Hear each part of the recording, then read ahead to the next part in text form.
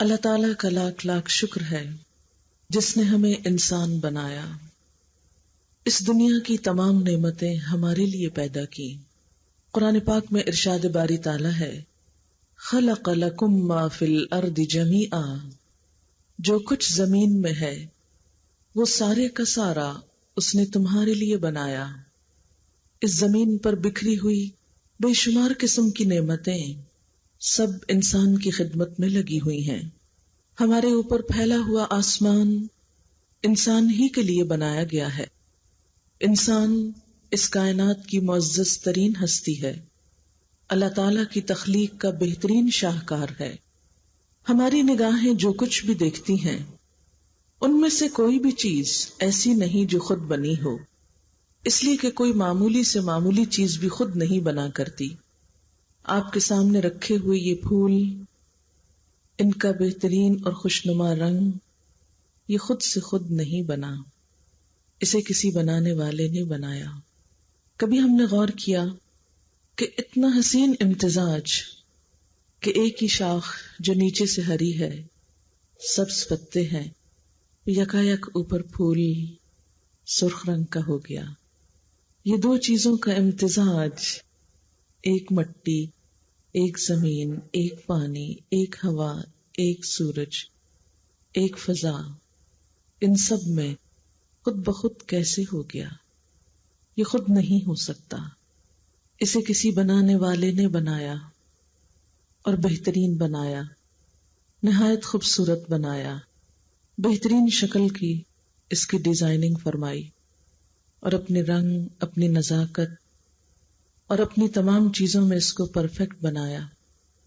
اسی طرح کائنات کی دوسری چیزوں کے بارے میں ایک ایک چیز اپنی توجہ ہماری طرف کھینچتی ہے اور بنانے والے کی یاد ہمارے دل میں پیدا کرتی ہے۔ یہ سب نعمتیں اس نے کیوں بنائی؟ یہ کس کے لیے ہے؟ اس سے اس کی اپنی ذات کو کچھ بھی فائدہ نہیں، یہ ہمارے لیے ہے۔ اس نے اپنے بندوں کا دل خوش کرنے کے لیے زمین کے اندر سے، مٹی سے طرح طرح کی نعمتیں نکال کر بندوں کے لیے پیش کی۔ ہماری بھوک کو مٹانے کے لیے نہ صرف یہ کہ غذا پیدا کی، بلکہ اس غذا کے اندر رنگ، ذائقہ، خوشبو اور ہمارے دل، نفس اور ہماری روح کی سیٹسفیکشن رکھی۔ وہ چاہتا تو ہمارے لیے بھی ایک ہی قسم کی غذا پیدا کر دیتا، جیسا کہ ہم دیکھتے ہیں کہ مختلف جانوروں کی غذا کیا ہوتی ہے۔ گھوڑا کیا کھاتا ہے؟ گھاس کھاتا ہے، دانا کھاتا ہے، لمیٹڈ محدود سی غذا، لیکن کتنا کام کرتا ہے، کتنی طاقت رکھتا ہے۔ انسان کے لیے اللہ نے اس کو کیسے مسخر کر دیا ہے کہ انسان جیسے چاہے اس پر سواری کرے اور دور دراز پر مشقت راستوں پر اس پر سوار ہو کر جائے، جہاں انسان کسی اور دوسرے طریقے سے نہ پہنچ پائے۔ حتیٰ کہ آج کے ترقی یافتہ دور میں بھی انسان خود سے خود جہازوں کے ذریعے بھی ایسی پہاڑی برفانی چوٹیوں تک نہیں پہنچ سکتا جہاں اس طرح کے جانور انسان کی خدمت کے لیے انسان کی مشقت کو آسان کرتے ہیں۔ بھینس کیا کھاتی ہے؟ ایک ہی قسم کی غذا، اس کا کیا ذائقہ ہوتا ہے؟ اگر ہم اس کو چکھ کر دیکھیں تو شاید کڑوا کا سیلا، لیکن اسے کھا کر وہ ہمارے لیے کتنا بہترین دودھ پیدا کرتی ہے، جو ایک مکمل غذا ہے، جس میں لذت بھی ہے، غذائیت بھی ہے اور خوشگوار طریقے سے حلق سے اترنا بھی ہے، جسے پی کر انسان سکون بھی پاتا ہے۔ ریشم کا کیڑا کیا کھاتا ہے؟ درخت کے پتے، وہ پتے کھا کر وہ کیا باہر نکالتا ہے؟ ریشم کا تار، اتنی بہترین چیز۔ شہد کی مکھی کیا کھاتی ہے؟ خود کیا لیتی ہے، لیکن ہمارے لیے کیا کچھ بناتی ہے؟ وہ شہد جس میں انسان کے لیے شفا ہے۔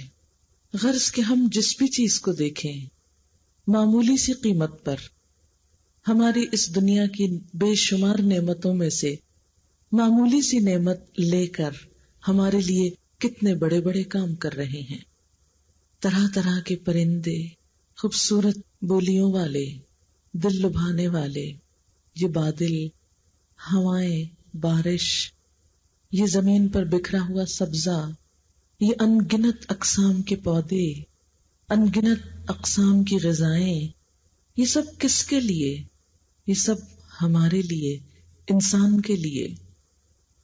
لیکن کبھی انسان نے یہ بھی سوچا کہ وہ خود کس کے لیے، جس کی خدمت میں یہ ساری کائنات ہے. سخر لکم ما فی السماوات وما فی الارض، اس نے تمہارے لیے مسخر کر دیا وہ سب کچھ جو آسمانوں میں ہے اور جو زمین میں ہے. ایک ایک چیز ہماری خدمت میں لگی ہوئی ہے. بہت سی چیزیں تو یوں ہم کو فائدہ پہنچاتی نظر آتی ہیں، لیکن بہت سی ایسی چیزیں ہیں کہ جن کے وجود سے ہم کو گھن آتی ہے، لیکن وہ بھی دراصل ہماری ہی خدمت کر رہی ہیں. کبھی ہم نے غور کیا کہ گدھ کا کیا کام ہے؟ گدھ ایک پرندہ ہے. کیا کھاتا ہے؟ مردار، مرے ہوئے جانور. بغیر کسی ہماری دی ہوئی اجرت کے ہماری زمین کی صفائی کرتا رہتا ہے. اگر وہ مردار نہ کھاتا اور یہ مردار ہماری زمین پر پڑے سڑتے رہتے تو زمین کا کیا حال ہوتا؟ پولوشن میں کس قدر اضافہ ہو جاتا. یہ درخت کیا جذب کرتے ہیں؟ دھواں. آکسیجن دے کر کیا لیتے ہیں؟ کاربن ڈائی آکسائڈ اپنے اندر جذب کر کے کیا باہر نکالتے ہیں؟ یہ سب کس کے حکم سے کرتے ہیں؟ کس کے لیے کرتے ہیں؟ ہمارے لیے کرتے ہیں. اور یہ سب نعمتیں کس نے دی ہیں؟ اس نے دی ہیں، اس لیے کہ خود سے خود یہ سب کچھ نہیں ہو سکتا. اگر کسی انسان کو ایسا ایک نقلی پھول بھی بنانا ہو تو خود نہیں بنتا، اور اگر بن بھی جائے تو اس میں خوشبو اور نزاکت نہیں ہوتی. پھر اس زمین کو کس نے بتایا کہ اس نے ایک اتنی خوبصورت چیز اگانا ہے؟ یہ خود سے خود نہیں ہوا، یہ کسی کے کہنے پر ہوا. اللہ تعالیٰ نے یہ زمین بچھا دی، جیسے قرآن پاک میں آتا ہے کہ ہم نے تمہارے لیے زمین بچھا دی. یوں لگتا ہے جیسے ایک وسیع دسترخوان ہے پھیلا ہوا، جس میں رنگا رنگ نعمتیں بچھائی ہوئی ہیں، انسان کے استعمال کے لیے نکل رہی ہیں. لیکن ہم کم ہی غور کرتے ہیں. اللہ تعالیٰ اس پر قرآن پاک میں شکوہ بھی کرتے ہیں. کم من آیت فی السماوات والارض یمرون علیہا وہم عنہا معرضون. کتنی ہی نشانیاں ہیں آسمانوں اور زمین میں جن پر سے لوگ گزرتے رہتے ہیں، جو دن رات ان کے مشاہدے میں آتی ہیں، لیکن وہ ان سے منہ موڑے ہوئے ہیں، ان کی طرف توجہ ہی نہیں کرتے.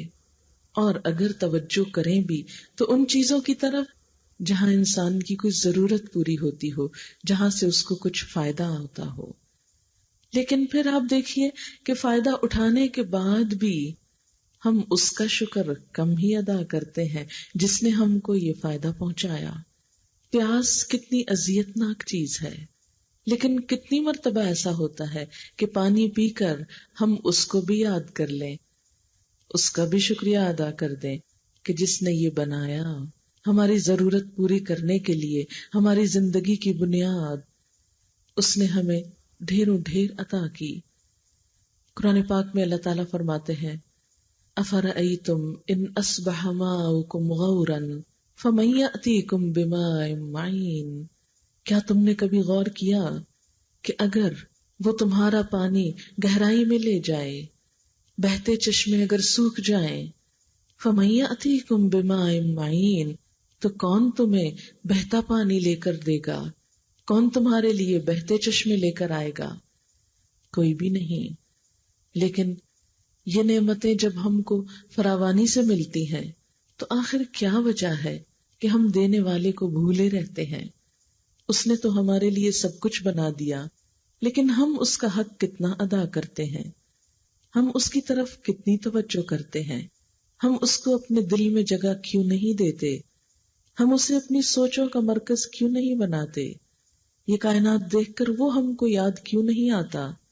ہم اس کے آگے جھک کیوں نہیں جاتے؟ وہ جس کی تسبیح میں زمین و آسمان کی ہر چیز لگی ہوئی ہے، ہم اس کی تسبیح کیوں نہیں کرتے؟ وَإِن مِّن شَيْءٍ إِلَّا يُسَبِّحُ بِحَمْدِهِ وَلَٰكِن لَّا تَفْقَهُونَ تَسْبِيحَهُمْ، زمین و آسمان کی کوئی چیز ایسی نہیں کہ جو اس کی حمد کے ساتھ اس کی تسبیح نہ کرتی ہو، لیکن تم ان کی تسبیح سمجھتے نہیں۔ اس کائنات کا ذرہ ذرہ اللہ کی تسبیح بیان کرتا ہے، لیکن کتنے افسوس کی بات ہے کہ ہم انسان جنہیں اللہ نے بہترین کلام کی توفیق بخشی، وہ تسبیح نہیں کرتے، وہ اس کو یاد نہیں کرتے، وہ اس کا ذکر نہیں کرتے۔ قرآن پاک میں آتا ہے سبح للہ ما فی السماوات وما فی الارض، اللہ کی تسبیح کرتی ہے ہر وہ چیز جو آسمانوں میں ہے اور جو زمین میں، ایک ایک پتا اس کی تسبیح کرتا ہے، ایک ایک ذرہ اس کی حمد و ثنا بیان کرتا ہے، لیکن ہم بسا اوقات دنوں تک اس کو یاد نہیں کرتے، اس کا ذکر نہیں کرتے، ہر چیز اس کے آگے جھکی ہوئی ہے۔ قرآن پاک میں آتا ہے وَلِلَّهِ يَسْجُدُ مَن فِي السَّمَاوَاتِ وَالْأَرْضِ، اللہ کے آگے سجدہ کر رہی ہے ہر وہ چیز جو آسمانوں میں ہے اور وہ جو زمین میں ہے، ہر چیز اس کے آگے سجدہ ریز ہے۔ ایک اور جگہ پر آتا ہے پہاڑ بھی، جانور بھی اور دیگر تمام چیزیں اور بہت سے لوگ بھی، لیکن کچھ لوگوں پر تو گمراہی چسپاں ہو کر رہ گئی، وہ تو بھٹک رہے ہیں، وہ بھولے ہوئے ہیں۔ اگر ہر چیز اس کے آگے سجدہ ریز ہے، اس کی اطاعت کرتی ہے، تو آخر ہم اس کی اطاعت کیوں نہیں کرتے؟ اس کی طرف توجہ کیوں نہیں کرتے؟ اس کی جناب میں اپنی پیشانی زمین پر رکھنا ہم کو کیوں مشکل لگتا ہے، جبکہ اس کے انعامات ہمارے ہی لیے سب سے بڑھ کر ہیں۔ جتنی بھی بے شمار مخلوقات ہیں، ان کے پاس بولنے کی قوت اس طرح نہیں جیسے ہم کو ملی۔ سورۃ الرحمن میں اللہ تعالیٰ فرماتے ہیں الرحمن علم القرآن خلق الانسان علمہ البیان، رحمان جس نے قرآن کی تعلیم دی، جس نے انسان کو تخلیق کیا اور انسان کو بولنا سکھایا، علمہ البیان۔ اب دیکھیں کہ اگر کسی وجہ سے انسان بول نہ پائے تو اس کا کیا حال ہوتا ہے۔ کبھی کسی کا گلا بیٹھ جائے، چند دن ہم اپنی بات سمجھا نہ پائیں، کس قدر تکلیف دہ ہو جاتا ہے۔ کبھی غصے میں بول نہ پائیں، کبھی غم کی شدت سے بول نہ پائیں تو انسان کا برا حال ہو جاتا ہے۔ اکثر آپ نے دیکھا ہوگا کہ جب غم کی وجہ سے لوگوں کو شوق لگتا ہے اور وہ خاموش ہو جاتے ہیں تو اس کا علاج کیا بتایا جاتا ہے کہ اس کو بلوائیں، اسے بولنا چاہیے۔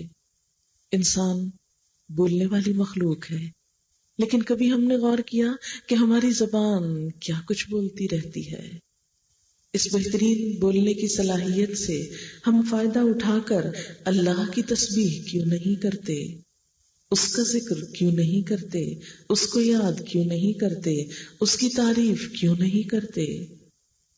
وہ تعریف کا مستحق تو ہے، لیکن ہماری تعریف کا محتاج نہیں۔ اگر ہم اس کی تعریف نہ بھی کریں تو وہ آپ سے آپ اپنی ذات میں محمود ہے، وہ تو ہے ہی قابل تعریف۔ مثال کے طور پر یہ پھول، اگر ہم اس کی تعریف نہ بھی کریں تو یہ تو خود قابل تعریف ہے، دیکھتے ہی نگاہوں میں اس کی تعریف آنے لگتی ہے۔ پھر کیا وجہ ہے کہ ہم اس کو کیوں بھولے رہتے ہیں کہ جس نے یہ پھول بنایا، اس کی تعریف کیوں نہیں کرتے؟ اس کے لیے دل شکر کے جذبات سے لبریز کیوں نہیں ہوتا؟ اور پھر بات یہ ہے کہ اس میں اس کا تو کچھ بھی نقصان نہیں، نقصان ہمارا اپنا ہے۔ جو محسن کو یاد نہ کرے، جو محسن کا شکر ادا نہ کرے، جو محسن کی اطاعت نہ کرے، تو محسن تو بادشاہ ہے، مالک کائنات ہے، اس کو تو کچھ بھی فرق نہیں پڑے گا۔ لیکن فرق کس کو پڑ سکتا ہے؟ ہم جیسے محتاج انسانوں کو۔ اس لیے بھلائی اسی میں ہے کہ ہم اپنے رب کی طرف رجوع کریں اور اس کو پہچانیں، اور اس کی پہچان اور پھر اس کی ذات اور اس کی صفات میں کسی دوسرے کو شریک نہ کریں. لیکن ہمارا حال کیا ہے کہ ہم جب بھی کوئی کام کرتے ہیں تو صرف اس کے لیے کرنے کی بجائے دوسروں کو بیچ میں شریک کر لیتے ہیں، جس کا نام دکھاوا ہے، ریاکاری ہے. آپ صلی اللہ علیہ وسلم نے فرمایا تھا کہ من صلی یرائی فقد اشرکا، جس نے دکھاوے کی نماز پڑھی اس نے شرک کیا. من تصدق یرائی فقد اشرکا، جس نے دکھاوے کا صدقہ خیرات کی اس نے شرک کیا. دکھاوا خفیہ شرک ہے. آپ صلی اللہ علیہ وسلم نے فرمایا تھا ان اخوف ما اخاف علیکم الشرک الاصغر، میں سب سے زیادہ تمہارے بارے میں جس چیز سے ڈرتا ہوں وہ شرک اصغر ہے. قلنا وما الشرک الاصغر یا رسول اللہ، ہم نے پوچھا اے اللہ کے رسول صلی اللہ علیہ وسلم شرک اصغر کیا ہوتا ہے؟ تو اس موقع پر آپ نے فرمایا کہ جو دکھاوے کی نماز پڑھے، جو دکھاوے کا روزہ رکھے، جو دکھاوے کا حج کرے، وہ شرک کرتا ہے. ایک اور حدیث میں آتا ہے کہ معمولی سی ریاکاری بھی شرک میں داخل ہو جاتی ہے. جب سب کچھ اللہ نے ہمارے لیے بنایا تو ہمارا بھی فرض کیا بنتا ہے کہ التحیات للہ والصلوات والطیبات. ہم ہر نماز میں یہ الفاظ بولتے ہیں کہ تمام تر اچھے جذبات اور تمام تر پاکیزہ کلمات اور تمام تر تعریفیں سب کی سب اللہ ہی کو زیبا ہیں. الحمدللہ، سب تعریف اسی کے لیے ہے.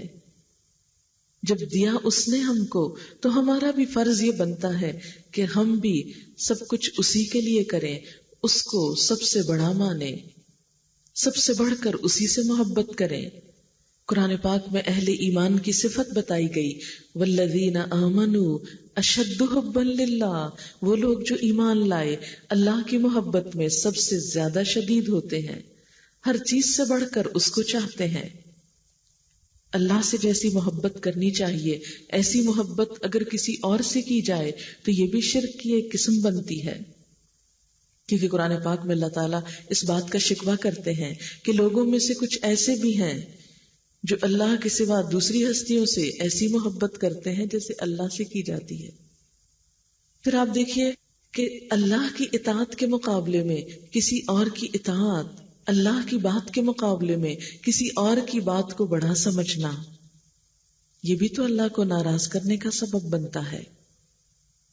لیکن عام روزمرہ زندگی میں کتنے ہی مواقع ایسے آتے ہیں کہ جہاں اللہ کی اطاعت ہم سے کیا تقاضا کرتی ہے کہ ہم ایک کام کریں اور بندے ہم سے بالکل اس سے برعکس کام چاہتے ہیں. عموماً ہم کیا کرتے ہیں؟ جو بندے چاہتے ہیں وہ کر جاتے ہیں اور جو اللہ چاہتا ہے اس کو چھوڑ دیتے ہیں. کبھی ہم اپنے نفس کی خواہشات کو سامنے لے آتے ہیں اور اللہ کی بات کو پیچھے کر دیتے ہیں. مثلاً ایک نمازی کی بات لے لیجئے. صبح کے وقت اذان ہوتی ہے. ہم میں سے ہر ایک اپنے آپ سے پوچھے کہ ہم میں سے کتنے لوگ وہ اذان سنتے ہیں. زندگی میں کتنے دن ہم نے فجر کی اذان سنی؟ کئی سالہ زندگی میں چند گنے چنے دن ہوں گے کہ 5 اذانیں ہم نے سنی ہوگی. عموماً 4 ہی سنتے ہیں. اس وقت تو ہم گہری نیند میں ہوتے ہیں جب فجر کی اذان ہوتی ہے، اور اگر آنکھ کھل بھی جائے تو الارم پہ ہاتھ رکھ کے بند کر دیتے ہیں. اللہ تعالیٰ بلاتے ہیں حی علی الصلاۃ، حی علی الفلاح، الصلاۃ خیر من النوم، الصلاۃ خیر من النوم. آؤ نماز کی طرف، آؤ کامیابی کی طرف. نماز نیند سے زیادہ اچھی ہے، نماز نیند سے بہتر ہے. لیکن ہم سب اس وقت کس کو پریفر کرتے ہیں؟ ہمارے نزدیک اس وقت نیند نماز سے اچھی ہے، کیونکہ ہمارے دل کی خواہش، ہماری مرضی اور ہماری تمنا کیا ہوتی ہے کہ ہم اور سو لیں. شیطان اور تھپک تھپک کے ہم کو سلا دیتا ہے اور اٹھنے نہیں دیتا. کتنی ہی بے شمار فجر کی نمازیں صرف ہم نے اپنی دل کی خوشی، اپنی ذاتی سکون اور اپنی تمنا کے لیے قربان کر دی. اللہ تعالیٰ کی طرف سے روز آواز آتی رہی، پکارنے والا پکارتا رہا اور ہم گہری نیند سوتے رہے. جب ہم اللہ کے پاس جائیں گے تو وہ ہم سے پوچھے گا کہ تم نے کیا کیا جب میں تم کو بلاتا تھا اپنی عبادت کے لیے، تو تم نے کیسا رویہ اختیار کیا؟ پھر ہمارے پاس کیا جواب ہوگا؟ کیا اللہ کی بات کے مقابلے میں ہم اپنے نفس کی بات نہیں مانتے ہیں؟ پھر اسی طرح دن میں جب ہمارے کام کاج ہوتے ہیں اور دوسری طرف نماز کا وقت ہوتا ہے، عصر کا وقت ہے، مہمان ہیں، دوست ہیں، عزیز ہیں، رشتہ دار ہیں، اور دوسری طرف نماز کا وقت ہے، ہم کس کو ترجیح دیتے ہیں؟ ہماری پرائرٹی کیا ہوتی ہے؟ کتنے ہی مواقع زندگی میں ایسے آتے ہیں کہ جہاں ایک طرف اللہ کا حکم ہوتا ہے اور دوسری طرف لوگوں کی مرضی ہوتی ہے۔ ہم اگر روزمرہ زندگی پر غور کریں تو ہم عام طور پر کیا کرتے ہیں؟ ہم پہنتے لوگوں کی مرضی کا ہیں، کبھی نہیں دیکھتے کہ اس کے بارے میں اللہ کی مرضی کیا ہے۔ ہمارے میل ملاقات کے طریقے زمانے اور وقت کی مرضی کے مطابق ہوتے ہیں۔ ہم یہ نہیں دیکھتے کہ انسانوں کے ساتھ تعلقات میں اللہ کی مرضی کیا ہے، وہ ہم سے کیا چاہتا ہے۔ ہمارے شادی بیاہ کے رسم و رواج کس کی مرضی کے مطابق ہوتے ہیں؟ کچھ چیزیں ہم نے ہندوؤں سے لے لی اور کچھ انگریزی تہذیب سے لے لی۔ ہم نے اسلام سے کیا کچھ لیا؟ اسی لیے تو اقبال نے کہا تھا کہ وضع میں تم نصارا تمدن میں ہنود، تم وہ مسلمان کہ جنہیں دیکھ کے شرمائے یہود۔ آج مسلمان یہود کے ہاتھوں کیوں پٹ رہے ہیں؟ حالانکہ یہود تو وہ قوم ہے جس کے بارے میں قرآن پاک میں کہہ دیا گیا کہ اللہ نے ان پر ذلت و مسکنت دے ماری، وَضُرِبَتْ عَلَيْهِمُ الذِّلَّةُ وَالْمَسْكَنَةُ وَبَاءُوا بِغَضَبٍ مِّنَ اللَّهِ۔ لیکن آج کیا وجہ ہے کہ جو قوم اللہ کی مغضوب ہے، جس پر اللہ کی ناراضگی ہے، ہم اس کے ہاتھوں ذلیل و خوار ہوں؟ اللہ کو ماننے والے اس مشکل کا شکار ہوں؟ ہاں، اس لیے کہ اللہ کو ماننے والے صرف زبان سے ماننے والے رہ گئے۔ عملی طور پر آج کوئی بھی ابراہیم نہیں رہا کہ جس نے ایک اللہ کی وحدانیت کے لیے، ایک اس کے نام کے لیے سارے بت توڑ ڈالے تھے اور کسی کا خوف اس کو لاحق نہیں ہوا۔ ابراہیم علیہ السلام نے جب توحید کا پرچم بلند کیا، جب شرک کو نگیٹ کیا، تو انہوں نے اس کا عملی مظاہرہ بھی کیا۔ وہ تمام بت توڑ دیے کہ جو اللہ کے سوا پوجے جاتے تھے۔ پورے کے پورے خاندان اور ان کا معاشرہ اس شرک میں مبتلا تھا، لیکن ان سارے اندھیروں میں ابراہیم علیہ السلام نے ایک نیا راستہ اختیار کیا کہ مجھے شرک کا نہیں، ایک خدا کی اطاعت اور وحدانیت کا راستہ اختیار کرنا ہے۔ لیکن ہم مسلمان ہوتے ہوئے بھی آج کتنے ہی بت ایسے ہیں کہ جن کو ترجیح دیے ہوئے ہیں۔ ہمیں جب کوئی مشکل پیش آتی ہے تو ہم کس کی طرف رجوع کرتے ہیں؟ کبھی ہم نے غور کیا؟ آج ہم مسلمانوں کے اندر ہی ایسے لوگ موجود ہیں کہ جو مشکل کے وقت، تکلیف کے وقت اللہ کے در پہ جانے کی بجائے، اللہ کے آگے سر جھکانے کی بجائے قبروں کا رخ کرتے ہیں، قبر والوں سے مانگتے ہیں، ان کی طرف جھکتے ہیں، انسانوں سے توقعات رکھتے ہیں۔ ہم سب جانتے ہیں کہ ابراہیم علیہ السلام نے کیا کیا تھا۔ ایک دودھ پیتا بچہ اور بیوی ایک صحرا میں چھوڑ کر آ گئے تھے۔ کس کے بھروسے پر؟ وہاں تو کھانا پانی بھی نہیں تھا۔ اللہ کے بھروسے پر توکل کی کیسی مثال قائم کی کہ وہاں کوئی اور نہیں، کوئی انسان نہیں، کوئی رشتہ دار نہیں، وہ ایک خاتون حضرت ہاجرہ اور ان کا ایک بچہ حضرت اسماعیل علیہ السلام، جن کے لیے وہاں پانی تک نہیں۔ لیکن جب انہوں نے مکمل طور پر اپنے آپ کو اللہ کے حوالے کر دیا تو اللہ تعالیٰ نے اس بچے کی ایڑیاں رگڑنے سے چشمہ جاری کر دیا اور ان کے لیے وہاں اس بیابان میں غذا کا اہتمام کر دیا۔ آج ہمیں تھوڑی سی بھی مشکل ہو تو ہم اللہ سے مایوس ہو جاتے ہیں اور اس سے مانگنے کی بجائے دوسروں کی طرف نظر اٹھاتے ہیں۔ ہمیں جب بھی کوئی دکھ اور تکلیف آتا ہے، ہم میں سے کتنے لوگ ہیں جو سب سے پہلے اللہ کی طرف نظر اٹھائیں کہ میرا رب زندہ ہے، موجود ہے، وہ میری مدد کرے گا۔ نہیں، ہم انسانوں کا سہارا لیتے ہیں کہ اس مشکل میں کون کام آئے گا، اس پریشانی میں کون سہارا بنے گا۔ تو اصل توحید کیا ہے، اصل دین کیا ہے کہ انسان سجدہ بھی اس کے آگے کرے اور عبادت اور اطاعت بھی اسی کی کرے، اس کے مقابلے میں کوئی بھی اور آئے تو وہ اس کی نظر میں چھوٹا ہو اور اللہ کی ذات بڑی ہو۔ اسی کا نام اطاعت، اسی کا نام توحید، اور اسی کا نام ایک رب کی عبادت کرنا ہے۔ شرک صرف یہ نہیں کہ بتوں کو پوجا جائے، شرک وہ بھی ہے جو ہم چھوٹی چھوٹی چیزوں میں جس کا مظاہرہ کرتے ہیں کہ اللہ پہ بھروسے کی بجائے کسی اور پر بھروسہ کرتے ہیں۔ تو دین کا ایک حصہ تو یہ ہے کہ اللہ کی اطاعت کی جائے، اور بندہ ہونے کے ناطے ہم پر دوسری ذمہ داری بندوں کے ساتھ حسن سلوک ہے، جس کا نام حقوق العباد ہے، کہ بندوں کے ساتھ خیر خواہی کی جائے۔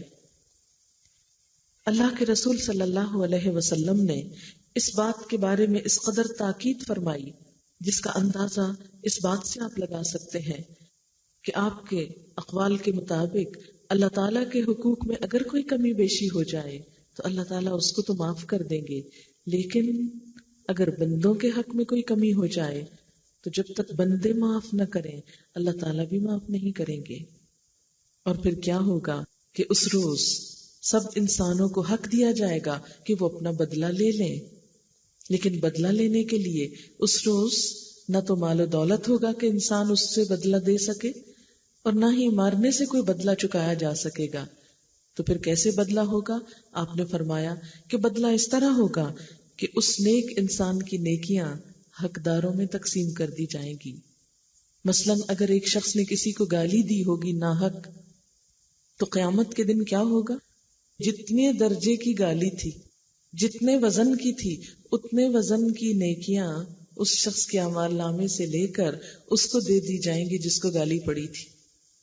کسی کی بیک بائٹنگ کی، عام طور پر لوگ پیٹ پیچھے دوسروں کی برائیاں کرتے چلے جاتے ہیں بے وجہ میں، صرف اپنے دل کا غصہ ٹھنڈا کرنے میں، کبھی ایک سے کرتے، کبھی دوسرے سے، کبھی تیسرے سے۔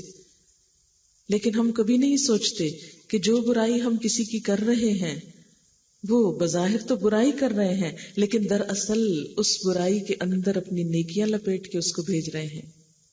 قیامت کے دن کیا ہوگا کہ دنیا میں جس کی برائی کی ہوگی ان سب کے لیے انسان کی نمازوں روزوں کی نیکیوں میں سے نکال کر جن کی برائی ہوگی ان کی طرف وہ نیکیاں منتقل کر دی جائیں گی، اور اس طرح بالآخر وہ انسان جو پہاڑوں برابر نیکی لے کر آئے گا بالکل مفلس قلاش ہو کر بیٹھ جائے گا، اور ابھی بھی لوگ کھڑے ہوں گے جو اپنا حق مانگتے ہوں گے، لیکن اس کے پاس اب دینے کو کچھ نہیں، اب ان کی برائیاں لے کر اس کے پلے میں ڈال دی جائیں گی اور ان کی سزا بھی یہ بھگتے گا۔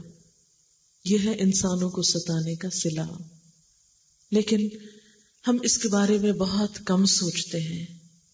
دھوکہ، فریب، جھوٹ، بدعہدی، وعدہ خلافی، یہ چیزیں اتنی عام ہو گئی ہیں کہ عموماً ہم کو احساس بھی نہیں ہوتا کہ ہم کسی دوسرے کو ستانے کا سبب بن رہے ہیں۔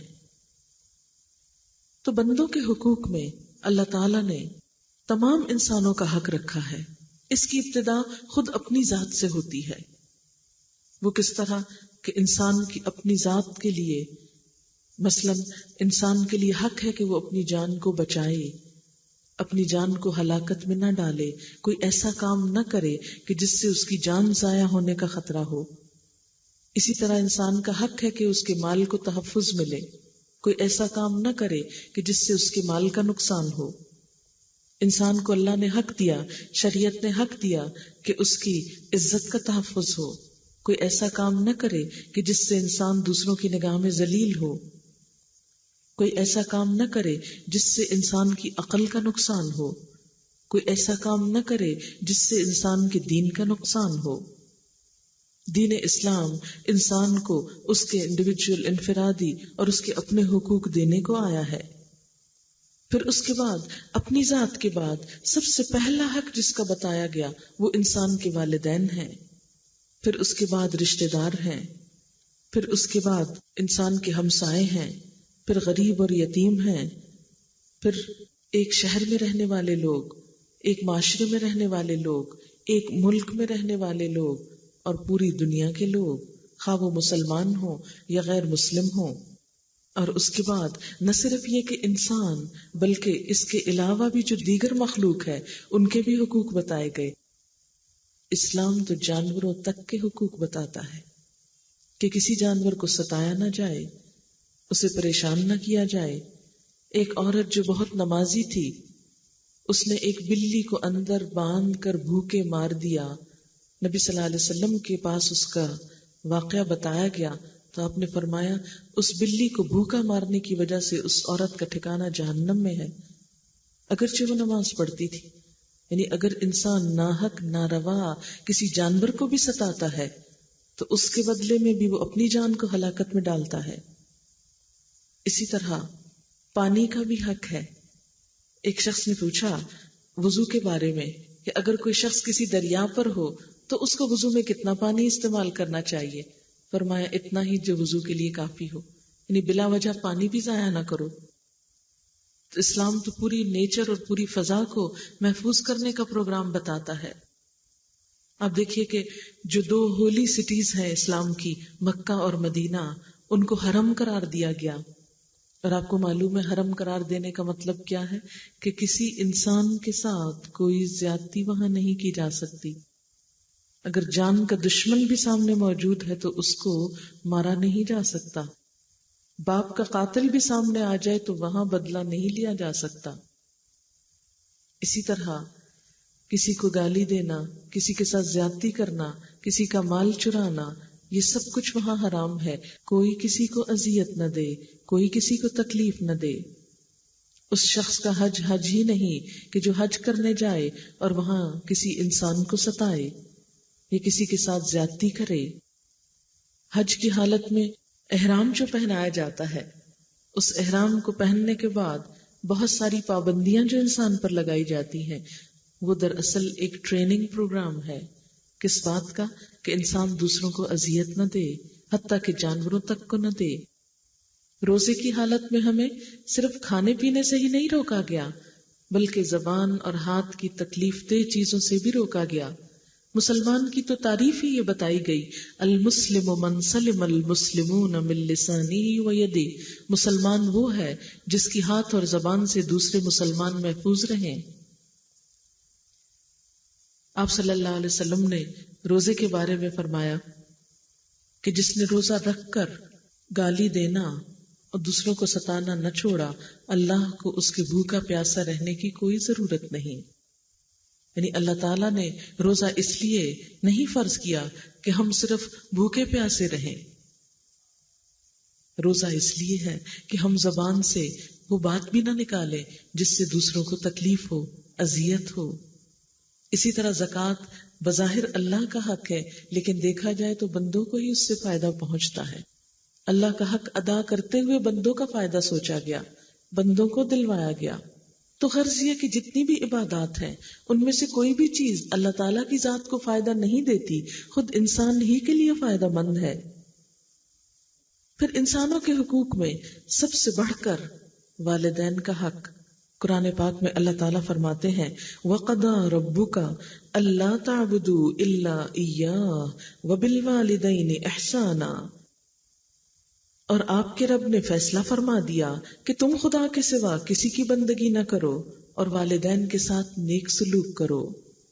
حضرت عبداللہ بن مسعود کہتے ہیں میں نے نبی صلی اللہ علیہ وسلم سے پوچھا کون سا عمل خدا کو سب سے زیادہ محبوب ہے؟ آپ نے فرمایا وہ نماز جو وقت پر پڑھی جائے. میں نے پھر پوچھا اس کے بعد کون سا کام؟ فرمایا ماں باپ کے ساتھ اچھا سلوک. یعنی نیکیوں میں اعلیٰ ترین درجے کی نیکی کیا ہے کہ اپنے والدین کے ساتھ اچھائی اور بھلائی کی جائے. میں نے پوچھا اس کے بعد؟ آپ نے فرمایا جہاد فی سبیل اللہ، یعنی اللہ کی راہ میں جنگ کرنا، جہاد کرنا بھی اس سے کم نیکی ہے. اس سے زیادہ بڑی نیکی کیا ہے؟ والدین کے ساتھ اچھا سلوک کرنا. حضرت عبداللہ فرماتے ہیں ایک آدمی نبی صلی اللہ علیہ وسلم کی خدمت میں حاضر ہوا، کہنے لگا میں آپ کے ہاتھ پر ہجرت اور جہاد کے لیے بیعت کرتا ہوں. اور خدا سے اس کا اجر چاہتا ہوں۔ آپ نے پوچھا کیا تمہارے ماں باپ میں سے کوئی ایک زندہ ہے؟ اس نے کہا جی ہاں، بلکہ اللہ کا شکر ہے دونوں زندہ ہیں۔ آپ نے فرمایا تو کیا تم واقعی خدا سے اپنی ہجرت اور جہاد کا بدلہ چاہتے ہو؟ اس نے کہا جی ہاں۔ آپ نے فرمایا تو اپنے ماں باپ کی خدمت میں رہ کر ان سے نیک سلوک کرو۔ حضرت ابو امامہ فرماتے ہیں ایک شخص نے نبی صلی اللہ علیہ وسلم سے پوچھا یا رسول اللہ صلی اللہ علیہ وسلم، ماں باپ کا اولاد پر کیا حق ہے؟ فرمایا ماں باپ ہی تمہاری جنت ہیں اور وہی تمہارا دوزخ ہے، یعنی اگر وہ خوش ہیں تو تمہارے لیے جنت ہے، اور اگر وہ ناراض ہیں تو تمہارے لیے جنت سے محرومی ہے۔ والدین کے ساتھ اچھا سلوک کیسے کیا جائے؟ اس کے لیے سب سے پہلی بات یہ کہ ان کے ساتھ شکر گزاری کا رویہ ہو۔ انہوں نے جس طرح اولاد کو تکلیفیں اٹھا کر پالا ہے، اس تکلیف کو ذہن میں رکھ کر ان کے ساتھ احسان کا سلوک ہو، ان کی طرف سے زیادتی بھی آئے، وہ ظالمانہ رویہ بھی اختیار کرے تو جواب میں انسان ایسا نہ کرے۔ قرآن پاک میں اللہ تعالیٰ فرماتے ہیں انشکر لی ولوالدیک، ہم نے وصیت کی کہ میرا شکر ادا کرو اور اپنے ماں باپ کے شکر گزار رہو۔ دوسری بات یہ کہ ماں باپ کو ہمیشہ خوش رکھنے کی کوشش کی جائے، وہ ہو یا نہ ہو اپنی طرف سے کوشش جاری رکھی جائے۔ اور یہ کس طرح ہو سکتا ہے کہ ان کی مرضی اور مزاج کے خلاف بات نہ کی جائے۔ جب پتہ چل جائے کہ کوئی خاص چیز ان کو پسند نہیں تو بار بار اس کا ذکر نہ کیا جائے، ان کو تکلیف نہ دی جائے، ایسے مطالبے نہ کیے جائیں جس سے ان کو اذیت ہو، ان سے ایسی چیزیں نہ مانگی جائیں کہ جسے وہ پورا نہ کر سکتے ہوں اور ان کا دل اڑتا ہو، اور اسی طرح کوئی ایسی بات نہ ہو جس سے ان کے جذبات کو ٹھیس لگے۔ قرآن پاک میں اللہ تعالیٰ فرماتے ہیں اما یبلغن عندک الکبر احدہما او کلاہما فلا تقل لہما اف ولا تنہرہما، اگر ان میں سے ایک یا دونوں تمہارے سامنے بڑھاپے کی عمر کو پہنچ جائیں تو تم ان کو اف تک نہ کہو اور نہ ان کو جھڑک کے بات کرو، یعنی ماں باپ کے سامنے اف بھی نہیں کہہ سکتے۔ اف انسان کب کہتا ہے؟ جب بہت تکلیف میں ہوتا ہے، اف کہ بہت ہو گیا۔ فرمایا نہیں، سامنے نہ کہو ان کے اف۔ اتنا ادب اور احترام، اور خاص طور پر جب انسان بوڑھا ہو جاتا ہے، بڑا ہو جاتا ہے تو قوت برداشت کم ہو جاتی ہے۔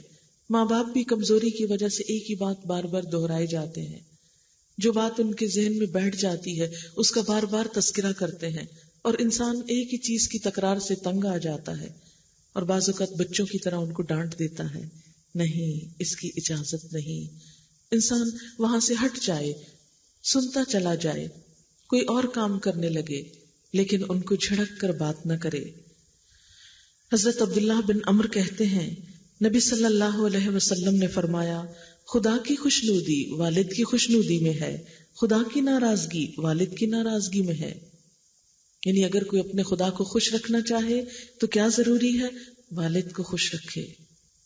حضرت عبداللہ کا بیان ہے کہ ایک آدمی اپنے ماں باپ کو روتا ہوا چھوڑ کر آپ کی خدمت میں حاضر ہوا تو آپ نے فرمایا جاؤ اپنے ماں باپ کے پاس، ان کو اسی طرح خوش کر کے آؤ جس طرح تم ان کو رلا کر آئے تھے۔ پھر والدین کا حق کس طرح ادا کیا جائے؟ ان کی خدمت کر کے۔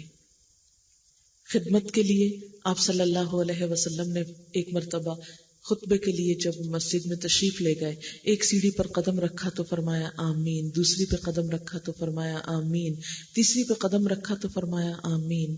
لوگوں نے پوچھا یا رسول اللہ صلی اللہ علیہ وسلم آپ نے کس کی دعا پر آمین کہا ہے؟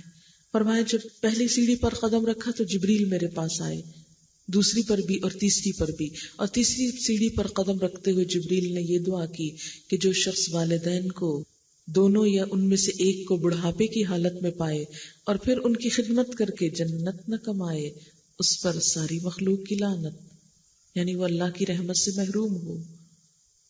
تو اس پر میں نے آمین کہا۔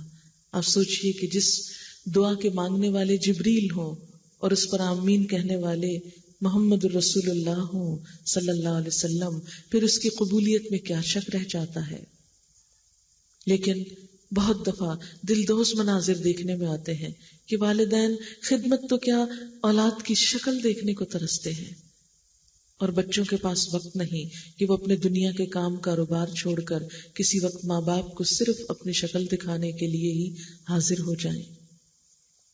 پھر اسی طرح ادب و احترام سے بات کرنی چاہیے۔ قرآن پاک میں اللہ تعالیٰ فرماتے ہیں وَقُلْ لَهُمَا قَوْلًا كَرِيمًا، اور ان سے احترام کی بات کرو۔ ایک مرتبہ حضرت عبداللہ بن عمر نے حضرت ابن عباس سے پوچھا کیا آپ یہ چاہتے ہیں کہ جہنم سے دور رہیں اور جنت میں داخل ہوں؟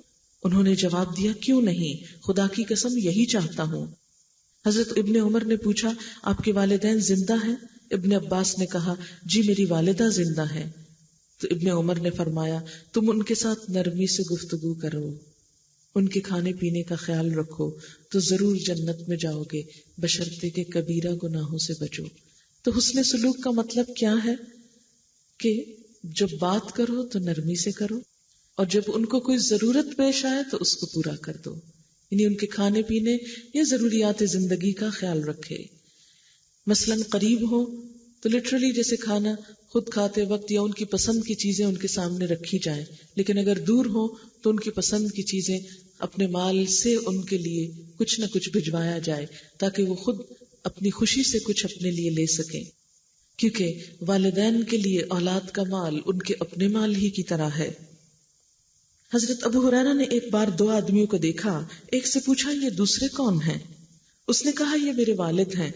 آپ نے فرمایا دیکھو ان کا نام نہ لینا، یعنی اسلامی ادب کیا ہے کہ ماں باپ کو نام سے نہ پکارا جائے، مسٹر اور مسز کہہ کے نہ پکارا جائے، اور کبھی ان سے آگے نہ چلنا، یعنی چلتے وقت خود آگے نہیں بڑھنا، ماں باپ کو آگے بڑھانا، اور کبھی ان سے پہلے بیٹھنا بھی نہیں، یعنی ادب اور احترام کے کیسے خوبصورت طریقے سکھائے گئے۔ پھر اسی طرح والدین کے حقوق میں سے یہ بات ہے کہ ان کے ساتھ عاجزی اور انکساری سے رہا جائے۔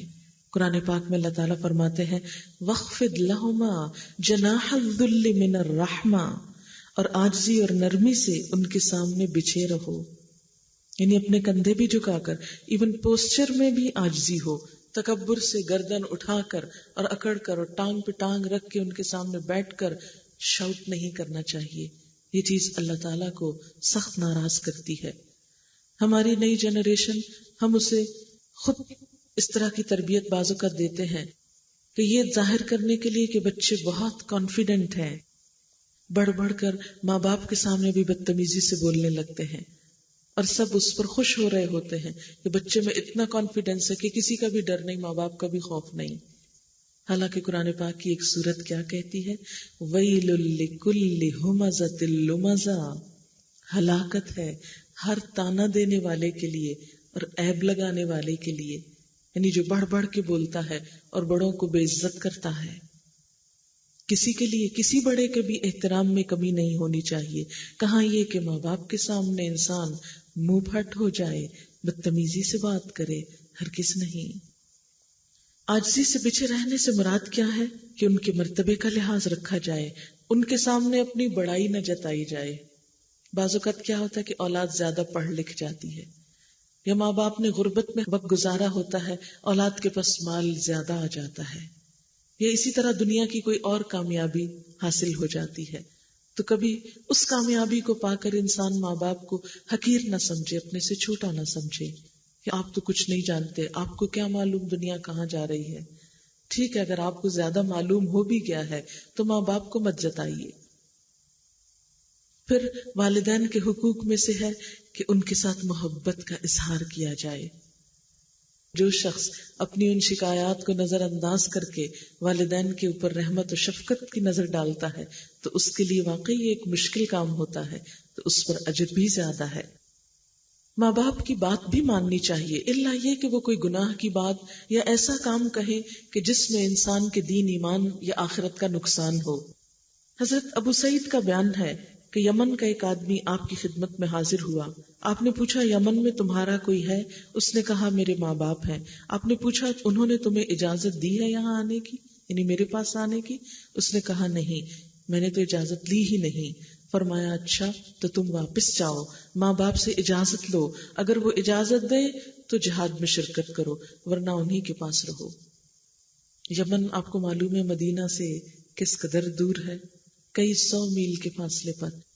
ایک شخص اس دور میں معلوم نہیں اونٹوں گھوڑوں کا کیسے کیسے مشکل بھرا سفر کر کے آیا، اور آپ نے اس کو واپس لوٹا دیا کہ اجازت لے کر آؤ، ماں باپ کی اجازت کے بغیر میرے پاس بھی نہ ہو۔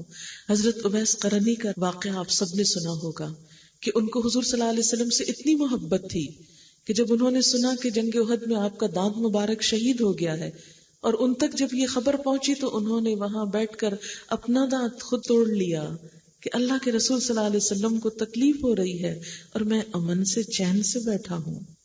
بے پناہ محبت کرتے تھے اور آپ کو دیکھنے کے لیے تڑپتے تھے، لیکن ان کی والدہ بوڑھی تھی جن کو چھوڑ کر آ نہیں سکتے تھے۔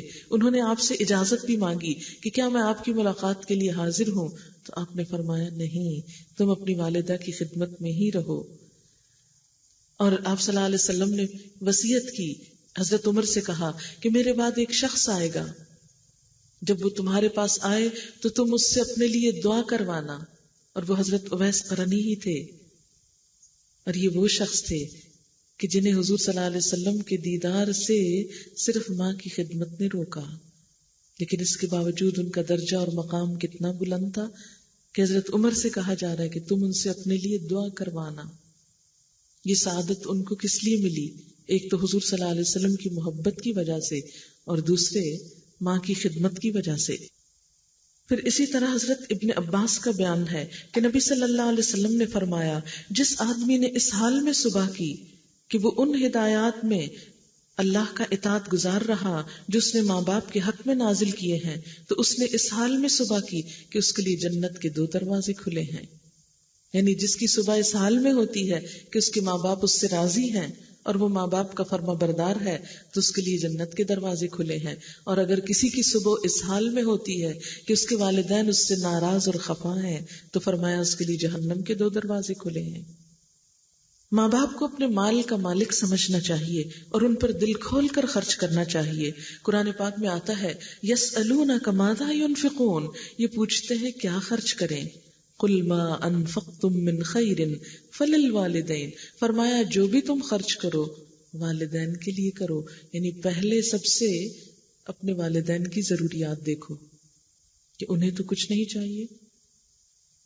عموماً ہم کیا کرتے ہیں کہ جب کچھ خریدنا ہو تو اپنی ذات پیش نظر رہتی ہے، یہ بھول ہی جاتے ہیں کہ ماں باپ کی خوشی کی بھی کوئی چیز ہو سکتی ہے۔ ایک بار نبی صلی اللہ علیہ وسلم کے پاس ایک شخص آیا اور باپ کی شکایت کی کہ جب چاہتے ہیں میرا مال لے لیتے ہیں۔ آپ نے اس کے باپ کو بلوایا، لاٹھی ٹیکتا ہوا بوڑھا کمزور شخص حاضر ہوا۔ آپ نے اس سے تحقیق فرمائی تو اس نے کہنا شروع کیا، خدا کے رسول صلی اللہ علیہ وسلم، ایک زمانہ تھا جب یہ کمزور اور بے بس تھا اور مجھ میں طاقت تھی، میں مالدار تھا، یہ خالی ہاتھ تھا، میں نے کبھی اس کو اپنی کوئی چیز لینے سے روکا نہیں۔ آج میں کمزور ہوں، یہ تندرست اور قوی ہے، میں خالی ہاتھ ہوں، یہ مالدار ہے، اب یہ اپنا مال مجھ سے بچا بچا کے رکھتا ہے۔ بوڑھے کی یہ باتیں سن کر نبی صلی اللہ علیہ وسلم رو پڑے اور بوڑھے کے لڑکے کی طرف اشارہ کر کے فرمایا، انت ومالک لابیک، تو اور تیرا مال تیرے باپ کا ہے، یعنی تیرے مال پر تیرے باپ کا حق ہے۔ ماں باپ اگر غیر مسلم بھی ہوں تو بھی ان سے اچھا سلوک کرنا چاہیے۔ حضرت اسماء مدینہ میں تھی، ان کی والدہ ابھی مشرک تھی، مکہ سے وہ کسی مدد کی طلبگار ہو کر مدینہ آئی۔ حضرت اسماء کو معلوم ہوا تو حضور صلی اللہ علیہ وسلم کے پاس پیغام بھیجا، میری والدہ مجھ سے ملنے کے لیے آئی ہیں اور مجھ سے کچھ چاہتی بھی ہیں، حسن سلوک چاہتی ہیں، لیکن ابھی تک وہ اسلام نہیں لائی، کیا میں ان کی مدد کروں؟ تو آپ نے فرمایا، سلی امکی، اپنی ماں سے صلہ رحمی کرو، اپنی ماں سے اچھا سلوک کرو۔ یعنی والدین اگر کافر بھی ہوں، مشرک بھی ہوں، نان مسلم ہوں، تو بھی ان سے اچھا سلوک کرنا چاہیے، کہاں یہ کہ وہ مسلمان ہوں۔ بہت سے لوگوں میں یہ ٹرینڈ دیکھا گیا ہے کہ جب وہ خود تھوڑے دیندار ہوتے ہیں اور ماں باپ اس دین کو نہیں سمجھتے تو وہ ان کو ستانا شروع کر دیتے ہیں، ان کو برا بھلا کہنا شروع کر دیتے ہیں۔ ان کے سامنے بگڑنے لگتے ہیں کہ آپ کو تو کچھ پتا ہی نہیں، اور آپ تو بے دین ہیں، اور یہ غلط کام کر رہے ہیں، لہٰذا ہم تو آپ سے بولیں گے ہی نہیں. نہیں، کسی مسلمان کو یہ اخلاق زیب نہیں دیتا. ماں باپ اگر غلطی بھی کرتے ہوں تو ان کی غلطی پر بھی ان کو آسان طریقے سے آگاہ کرنا چاہیے. بدتمیزی اور بد اخلاقی کا کوئی جواز ہی نہیں. اسی طرح ماں باپ کے لیے دعا کرتے رہنا چاہیے. قرآن پاک میں اللہ تعالیٰ نے والدین کے لیے خود ایک دعا سکھائی ہے، وَقُلْ رَبِّ ارْحَمْهُمَا كَمَا رَبَّيَانِي صَغِيرًا، اور آپ کہہ دیجئے کہ اے رب ان دونوں پہ رحم فرما جس طرح انہوں نے بچپن میں مجھ کو پالا تھا. ہمیں اپنی دعاؤں میں یہ دعا اللہ کے حکم کے مطابق شامل کر لینی چاہیے. رب ارحمہما کما ربیانی صغیرا. باپ کے مقابلے میں بھی ماں کا حق 3 گنا زیادہ ہے.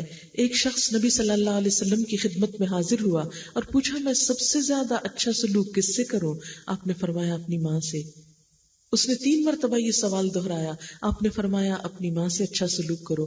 4تھی مرتبہ جب اس نے سوال کیا تو آپ نے فرمایا اپنے باپ سے، کیونکہ ماں طبعاً زیادہ حساس ہوتی ہے، سینسیٹیو ہوتی ہے، جلد ناراض ہو جاتی ہے.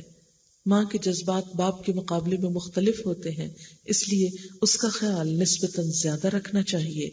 ارشاد باری تعالیٰ ہے وَوَصَّيْنَا الْإِنسَانَ بِوَالِدَيْهِ إِحْسَانًا حَمَلَتْهُ أُمُّهُ كُرْهًا وَوَضَعَتْهُ كُرْهًا وَحَمْلُهُ وَفِصَالُهُ 30 شهرًا.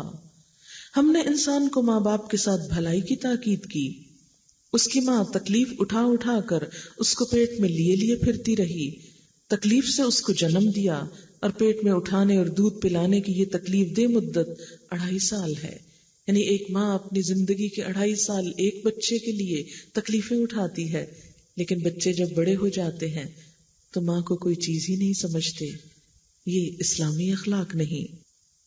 حضرت جاہمہ نبی صلی اللہ علیہ وسلم کی خدمت میں حاضر ہوئے اور کہا کہ میرا جہاد کا ارادہ ہے. آپ نے ان کے والدین کے بارے میں پوچھا تو انہوں نے کہا میری والدہ زندہ ہیں اور بوڑھی ہیں. فرمایا ان کی خدمت میں لگے رہو، یہی تمہارا جہاد ہے.